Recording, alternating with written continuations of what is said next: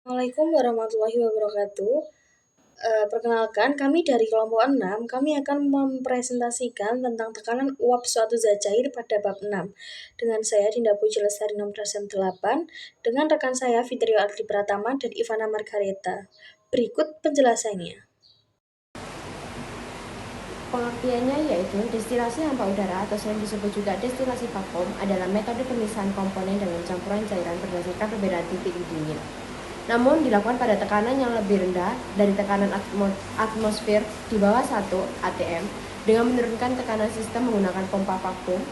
Titik didih komponen-komponen dalam campuran juga menurun sehingga proses destilasi dapat berlangsung pada suhu yang lebih rendah daripada destilasi biasa. Selanjutnya yaitu perbedaan destilasi hampa udara dan destilasi biasa. Destilasi biasa sendiri itu tekanannya dilakukan pada tekanan atmosfer atau sekitar 1 atm. Untuk titik didihnya, titik didih komponen sesuai titik didih normal pada tekanan atmosfer. Aplikasinya memisahkan cairan dengan perbedaan titik didih yang cukup jauh dan stabil terhadap panas. Untuk suhunya, suhu proses cenderung lebih tinggi sesuai titik didih normal. Gunaan pemisahan air dan alkohol, destilasi minyak mentah secara sederhana. Untuk destilasi hampa udara, tekanannya dilakukan pada tekanan di bawah atmosfer kurang dari 1 atm dengan bantuan pompa atau vakum. Titik didih komponen menjadi lebih rendah karena tekanan diturunkan. Aplikasi memisahkan cairan dengan titik didih sangat tinggi atau yang mudah rusak atau terurai pada suhu tinggi. Suhu proses lebih rendah sehingga cocok untuk senyawa yang sensitif terhadap panas atau mudah dekomposisi pada suhu tinggi. Kegunaannya, permainan minyak siri, larut organik, atau senyawa farmasia tidak stabil pada suhu tinggi. Pengolahan minyak bumi lanjutan. Selanjutnya, kenapa titik didih larutan pada destilasi hampa udara diukur? Yang pertama itu, titik didih larutan pada destilasi hampa udara vakum harus diukur karena tekanan yang digunakan dalam proses ini lebih rendah dari tekanan atmosfer, sehingga titik didih larutan akan berbeda, lebih rendah dibandingkan dengan titik didih pada tekanan atmosfer.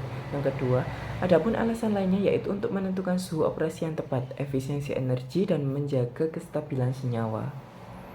Perkenalkan, nama saya Dinda Puji Lestari, saya dari absen 8. Nah, di sini saya akan menjelaskan tentang mengapa sih harus dilakukan dengan destilasi hampa udara.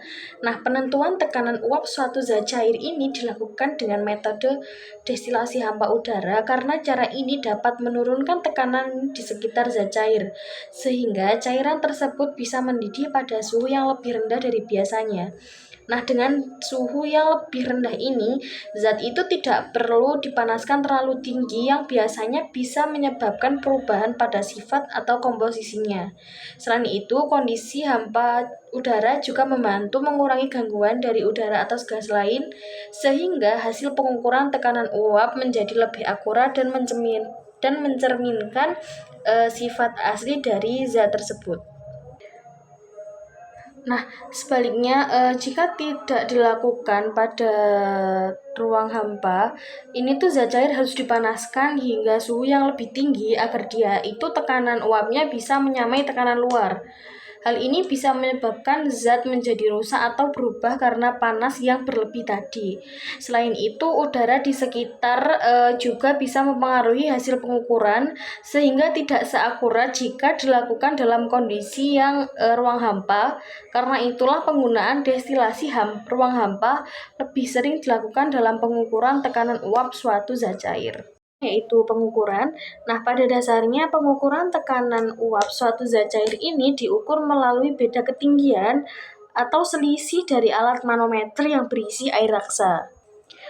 Nah, selisih ketinggian antara dua permukaan air raksa atau selisihnya itu tadi itu kan disebut beda tinggi atau delta H dan digunakan untuk menghitung tekanan uap dengan rumus Rho GH. Dengan kata lain, semakin besar tekanan uap yang dihasilkan oleh zat cair, semakin besar pula perbedaan tinggi kolom air raksa yang terbaca di manometernya. Nilai inilah yang nantinya akan digunakan untuk membuat grafik dan menganalisis hubungan antara suhu dan tekanan uap suatu zat cair tersebut. Nah, dalam praktikum ini, sistem yang kita gunakan adalah sistem tertutup, karena uap dari zat cair tidak dibiarkan keluar dari lingkungan. Hal ini penting agar uap dan cairan tetap berada dalam satu wadah dan bisa mencapai kesetimbangan, sehingga tekanan uap yang diukur benar-benar berasal dari zat tersebut tanpa adanya campuran dari luar. Sistem tertutup juga mencegah hilangnya zat selama proses pemanasan sehingga hasil yang diperoleh lebih akurat. Nah, jika menggunakan sistem terbuka, uap dari zat cair ini bisa keluar dan bercampur dengan udara yang ada di luar, sehingga tidak bisa mencapai kesetimbangan dengan cairannya. Akibatnya, tekanan uap yang terbentuk tidak bisa diukur dengan benar karena sebagian uap sudah hilang. Selain itu, adanya udara dari luar bisa mempengaruhi hasil pengukuran. Oleh karena itu, sistem tertutup lebih sesuai digunakan dalam penentuan tekanan uap suatu zat cair. Selanjutnya yaitu hubungan antara tekanan dan suhu. Dari grafik atau kurva yang kami dapatkan, jika tekanan naik, suhu juga ikut naik. Maka setelah mengetahui take exponent dan take calculate, kita bisa menghitung RMSD. Kita perlu menghitung RMSD dikarenakan untuk mengetahui validasi data RMSD memberikan ukuran kuantitatif dari perbedaan antara nilai yang diprediksi dan nilai eksperimen. Selanjutnya, hubungan antara tekanan, suhu, dan entalpi. Hubungan suhu, tekanan, dan entalpi dalam termodinamika dijelaskan melalui rumus entalpi yaitu H sama dengan U plus PV, di mana U adalah energi dalam, P tekanan, dan V volume. Suhu mempengaruhi entalpi dengan mengubah energi dalam, terutama pada proses isobarik. Tekanan mempengaruhi entalpi melalui komponen Pf, terutama pada proses isobarik. Perubahan suhu dan tekanan saling terkait. Mempengaruhi entalpi sesuai jenis proses termodinamika seperti adiabatik atau isobarik. Nah, mengapa entalpi penguapan dibutuhkan untuk tekanan uap suatu zat cair? Yang pertama, entalpi penguapan dibutuhkan karena menunjukkan berapa banyak energi yang diperlukan agar zat cair berubah menjadi uap. Semakin besar entalpinya, semakin sulit molekul untuk menguap, sehingga tekanan uap lebih kecil. Hubungan ini penting untuk menghitung dan memahami tekanan uap pada berbagai suhu. Selanjutnya yaitu ada aplikasi di industri. Dalam industri farmasi, itu dalam produksi obat cair atau bahan aktif farmasi, tekanan uap ini harus dikendalikan supaya zat tidak mudah menguap atau rusak. Misalnya nih, pada proses pengeringan vakum atau vacuum drying. Tekanan uap zat cair ini digunakan untuk mengeringkan bahan obat tanpa merusak strukturnya. Nah, kalau semisal dalam industri perminyakan atau petrokimia, pengetahuan tentang tekanan uap ini digunakan saat penyulingan minyak mentah menjadi berbagai produk, seperti bensin, solar, dan lain-lainnya. Dengan tahu tekanan uap masing-masing fraksi, pemisahan bisa dilakukan lebih efisien di menara distilasi. Selanjutnya yaitu dalam industri makanan dan minuman, dalam proses pengalengan atau pasteurisasi, tekanan uap penting untuk menentukan suhu pemanasan yang tepat agar produk tahan lama tanpa merusak rasa atau nutrisinya. Selanjutnya yaitu ada industri kosmetik dan parfum. Di situ kan banyak bahan dalam parfum yang sangat mudah menguap. Nah, tekanan uap ini digunakan untuk menentukan stabilitas aroma dan cara penyimpanan agar produk tidak cepat menguap atau berubah baunya. Dari banyaknya kelompok praktikum terdapat 8 kelompok, tetapi kita hanya mengambil 5 kelompok untuk membuat pembahasan untuk bab 6 ini. Jadi kita mengambil dari kelompok 3, 4, 5, 6, dan 8. Dari kelompok 3 sendiri itu grafiknya menunjukkan hubungan linear antara tekanan dan suhu, baik T eksperimen maupun T calculation, meningkatkan seiringan naiknya tekanan. Selisih antara T eksperimen dan T calculation kecil dan konsisten. Data eksperimen sangat sesuai dengan teori sistem berjalan stabil dan akurat. Untuk kelompok 4, terdapat bahwa suhu hasil eksperimen selalu lebih tinggi dari suhu teoritis. Keduanya meningkat seiring tekanan, menunjukkan tren yang benar, namun dengan offset selisih tetap. Fluktuasi kecil pada data eksperimen memungkinkan karena variasi dalam pengukuran hasil cukup valid, namun ada kemungkinan perbedaan kalibrasi alat atau faktor eksternal menyebabkan suhu eksperimen lebih tinggi.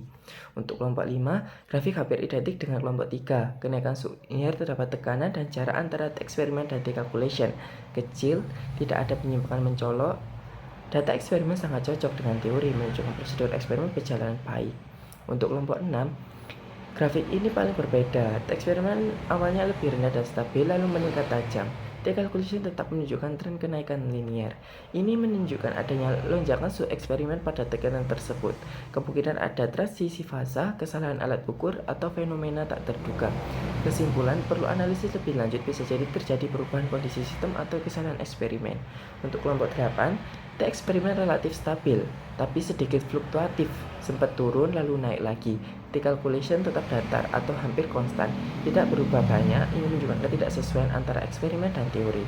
Kesimpulan, mungkin teori mengasumsikan tekanan perlu memenuhi suhu dengan rentang ini, tetapi eksperimen menunjukkan variasi nyata, bisa disebabkan noise, kalibrasi, atau dinamika sistem yang tidak tercakup dalam model teori. Pada teori sendiri, hasil kurva antara tekanan dengan suhu itu naik ke atas, sehingga yang bisa dinyatakan mendekati naik ke atas yaitu kelompok 3, kelompok 5, dan kelompok 4. Untuk kelompok 6 dan kelompok 8 itu tidak, karena apa?